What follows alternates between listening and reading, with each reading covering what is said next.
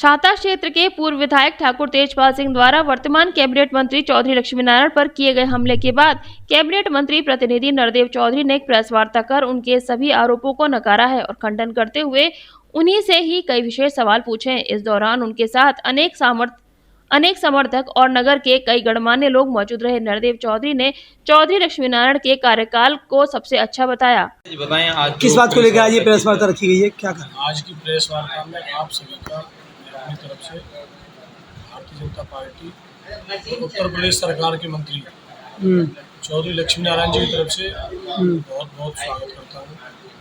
आप सबको बहुत बहुत धन्यवाद देता हूँ कि आप हमारे आग्रह पे हैं पधारे। कुछ ज़रूरी वार्तालाप जो कि क्षेत्र की जनता के सामने आनी चाहिए, उनके बारे में आपके चैनल के माध्यम से क्षेत्र, जनपद और प्रदेशवासियों को हम बताना चाहते हैं। आज अमर उजाला अखबार में हमने एक हेडिंग पढ़ी, पूर्व मंत्री आदरणीय ठाकुर तेजपाल सिंह जी ने उसमें मंत्री जी पर कोई टीका टिप्पणी की। सबसे पहले मैं आप लोगों को ये बता देना चाहता हूँ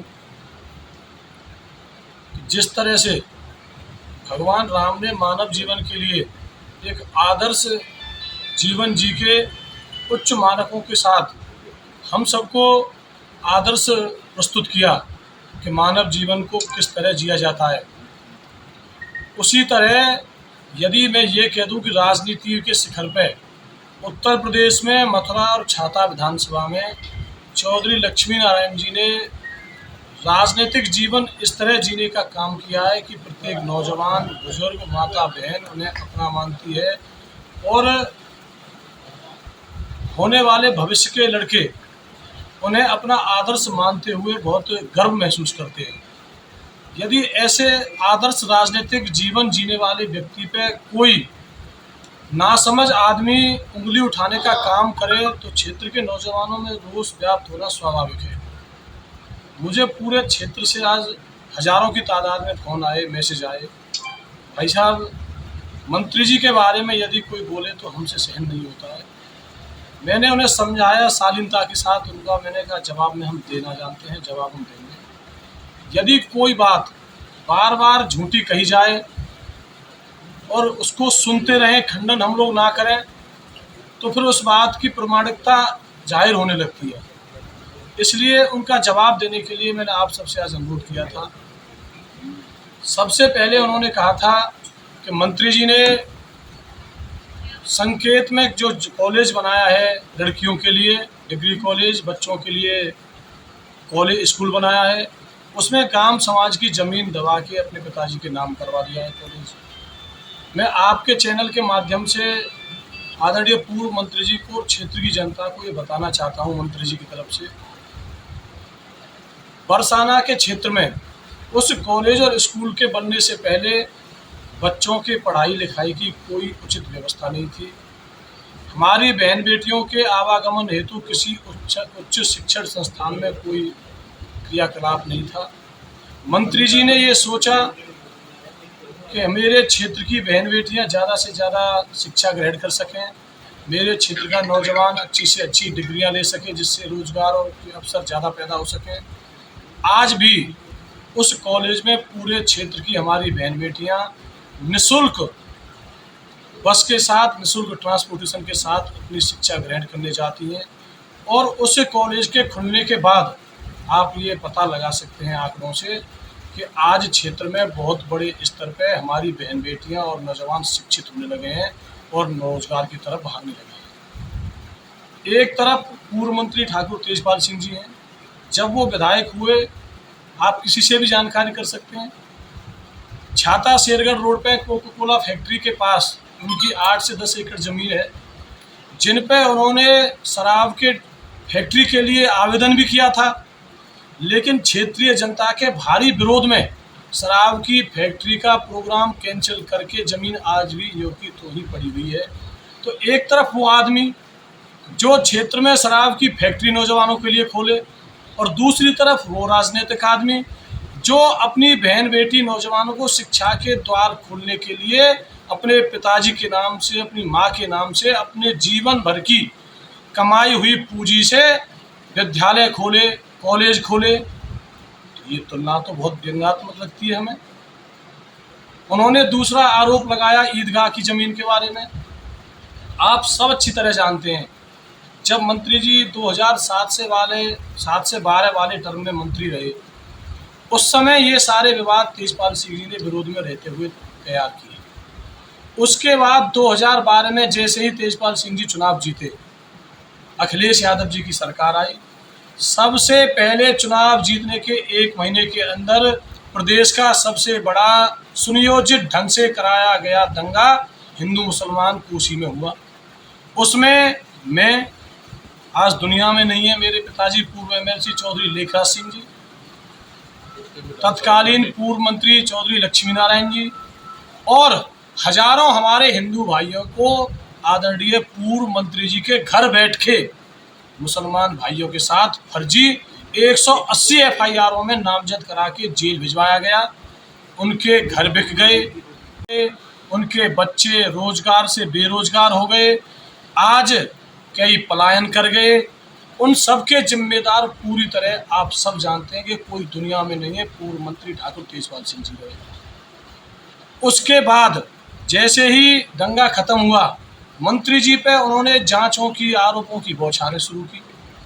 तत्कालीन लोकायुक्त NK मेहरोत्रा साहब ने बहुत बड़ी विस्तार से मंत्री जी की जांच की थी, आप सबकी संज्ञान में है।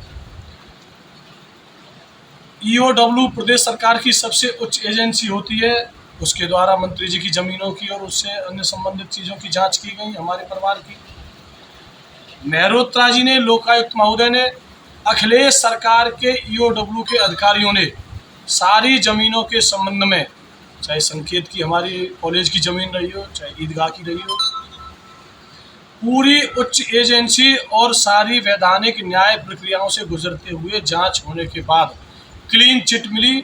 और आपको ये याद भी होगा, क्लीन चिट मिलने पर क्षेत्रीय जनता ने कोसी कला में एक विशाल रैली का आयोजन भी उसमें किया था। जब उच्च एजेंसी और हमारी न्यायिक प्रक्रिया से गुजरने के बाद किसी चीज़ पे क्लीन चिट मिल जाए, उसके बावजूद भी उसी बात को बार बार दोहराया जाए किसी भी व्यक्ति के द्वारा, ये हमें शोभा नहीं देता है।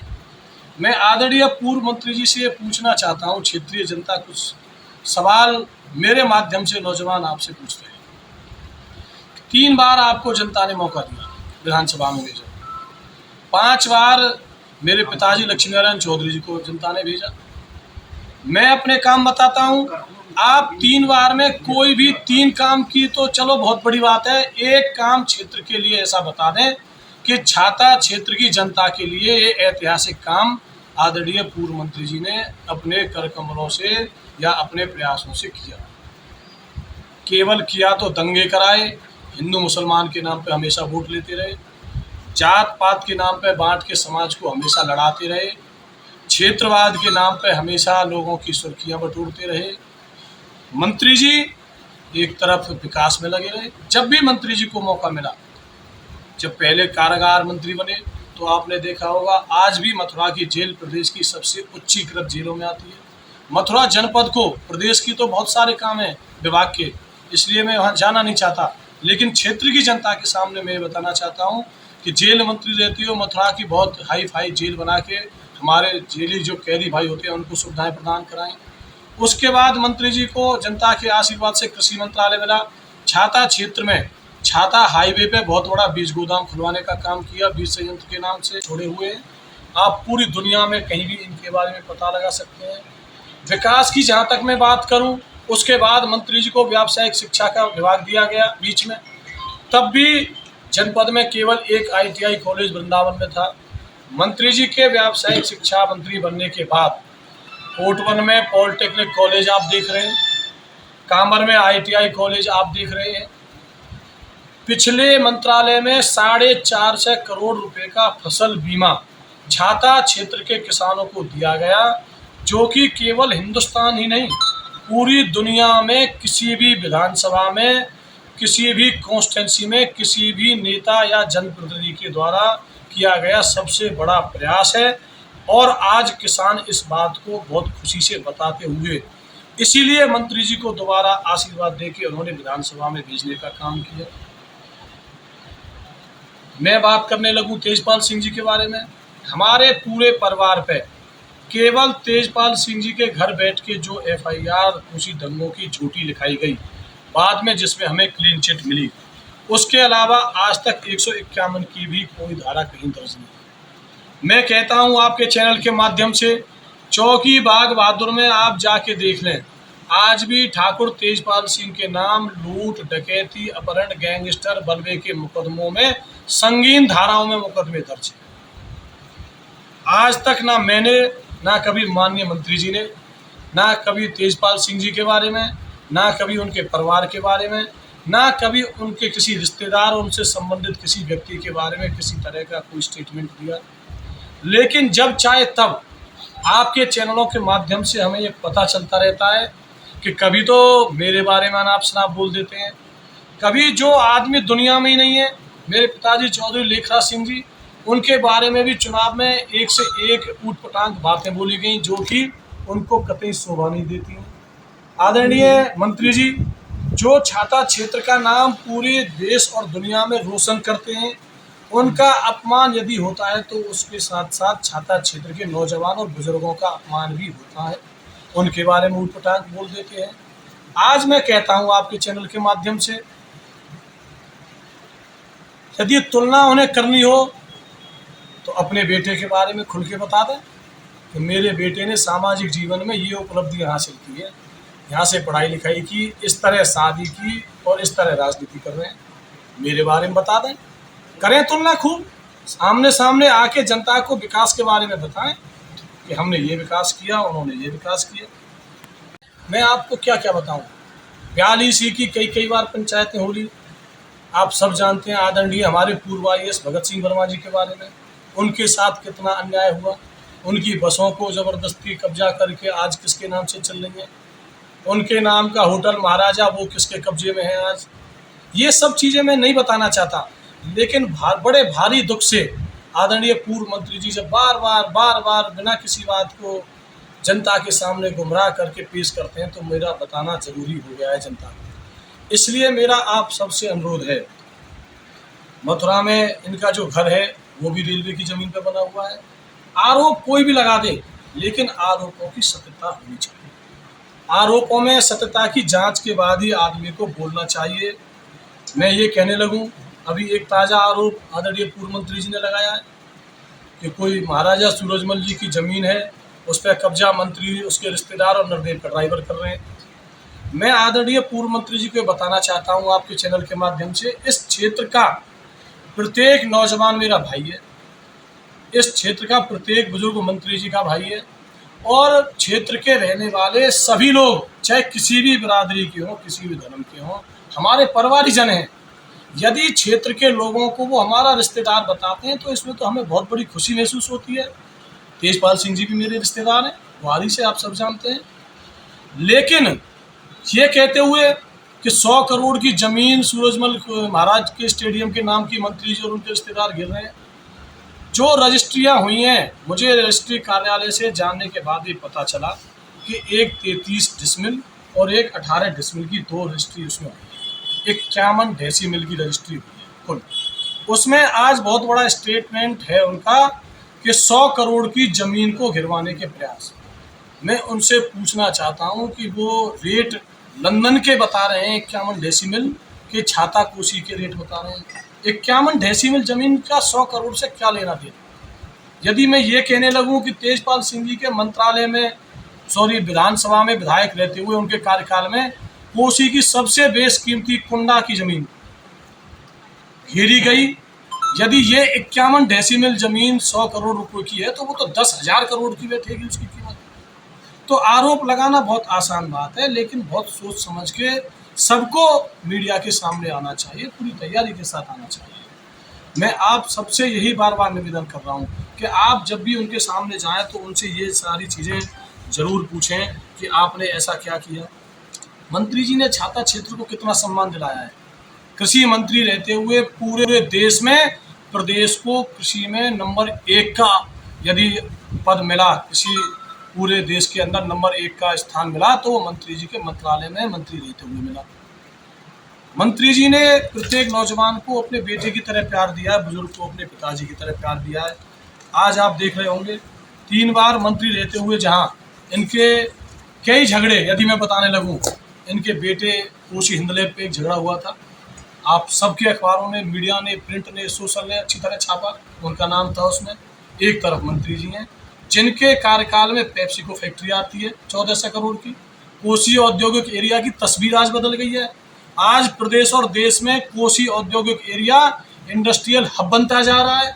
हजारों लाखों करोड़ के इन्वेस्टमेंट पूरे प्रदेश में योगी जी के राज में, मोदी जी के निर्देश में हो रहे हैं। तो एक तरफ विकास कराने वाले और एक तरफ विनाश कराने वाले, इतनी तुलना जब आपस में लोग करने लगे तो ये निश्चित रूप से बहुत जनता को समझ में आना चाहिए कि जो तुलनाएं हो रही हैं उनका कहीं मोल भी है कि नहीं है। आज जब पूर्व मंत्री जी ने ये महसूस कर लिया कि मेरी राजनीतिक जमीन पूरी तरह खिसक चुकी है, कहीं कोई आसरा किसी तरफ दिखाई नहीं देता है। आप सब देख रहे हैं और इसका जीता जागता उदाहरण 2022 का विधानसभा का चुनाव, जिसमें पूर्व मंत्री जी ने रो के, पीट के, गाली दे के, हमको हमारे हाथों को काटने की बात कह के, हमारे कार्यकर्ताओं को जान से मारने की धमकी दे के, सारे अनाप शनाप प्रयास करके, प्रयत्न करके चुनाव जीतने का जो कोशिश की, उसमें जनता ने उनको नाकाम कर दिया। क्योंकि जनता जान चुकी है कि छाता क्षेत्र यदि किसी व्यक्ति के हाथों में सुरक्षित है तो उस व्यक्ति का नाम केवल चौधरी लक्ष्मी नारायण है। छाता क्षेत्र का भविष्य यदि कहीं सुरक्षित है तो उस व्यक्ति का नाम केवल नरदेव चौधरी है।